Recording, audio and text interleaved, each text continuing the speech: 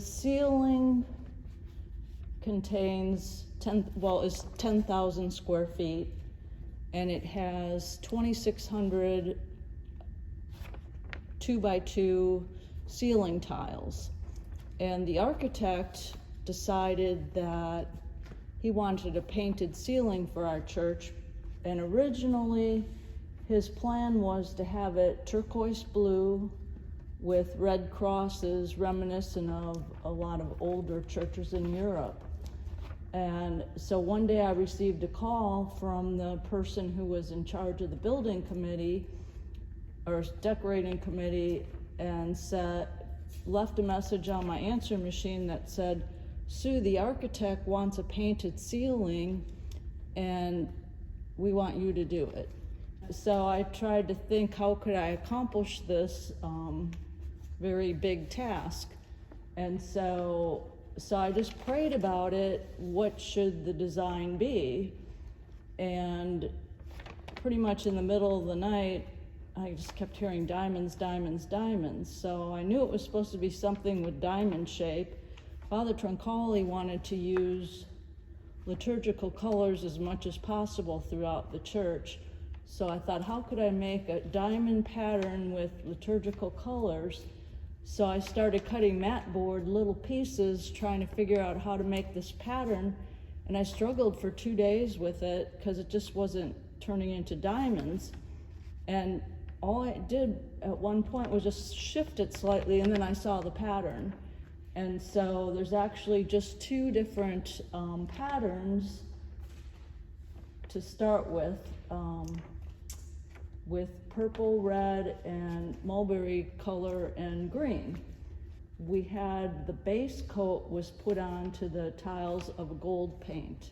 A woman at the church arranged for volunteers to come, and all the different volunteers came, and we sponge painted the different colors. And when I told Father, well, I need a warehouse to paint all these tiles, he came and said, I bought a house. It was 14 acres, and then behind the church was 5 acres, and the lady, Mrs. Malice, wanted to sell, to move, and we bought the 5 acres, and that's when the priest moved over there. But that house was not occupied yet. Right. We hadn't refurbished it, and so it turned out to be the house that got used to paint all the ceiling tiles. Half the tiles on one side of the house, half the tiles on the other side of the house, and we had to wrap them after each painting session and then store them, and then have the men go in the lifter trucks to put them up following my pattern diagram. Well, halfway through the painting process, the architect, the beams came and said they're slightly off for your pattern. So you have to change your pattern and put a border around each section. So I had to calculate how many to repaint to make the border. But it all came out really great, and every night I was there at the painting, and I mixed them all up because some people painted real heavy, some people painted really light. Everybody used a different sponge, and we used 200 gallons of gold paint, but I was being really stingy with the sponge paint, and we only used 4 gallons. It's quite amazing that we only used that amount.